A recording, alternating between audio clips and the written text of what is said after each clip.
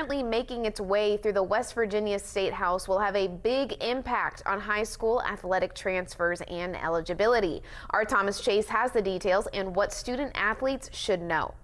West Virginia House Bill 4425 recently passed the West Virginia House Education Committee.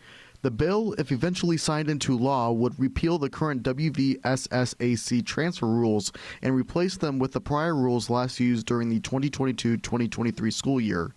The current rules allow athletes to transfer schools one time during 9th through 12th grade without losing eligibility.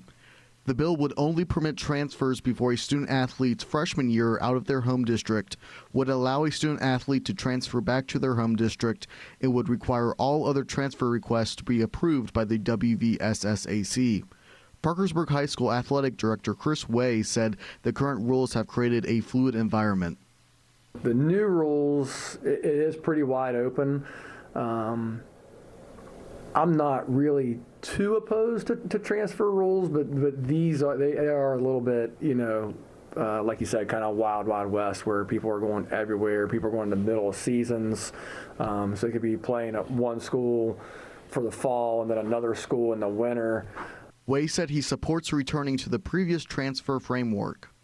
If the transfer rules were put back in place kind of the way they were, I think those would be the most fair. And I really like the opportunity for students to go back, because sometimes you think the grass is always greener on the other side, and you make that transfer and you realize it wasn't such a good idea, and where you had it was special, and you want to go back, and sometimes kids get locked into where they are. So going back is something that I think is important to have in that rule. According to the WVSSAC, more than 1,200 student athletes have transferred across all sports since the 2023-2024 school year, with more likely during the upcoming spring sports season.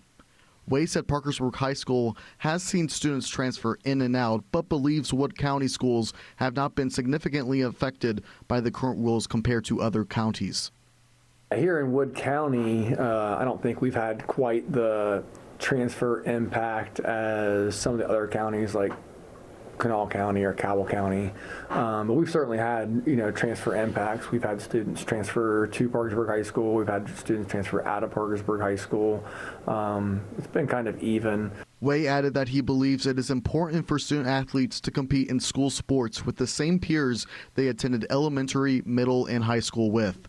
In Parkersburg, I'm Thomas Chase with WTAP News. This is home. The Wood County Sheriff's Office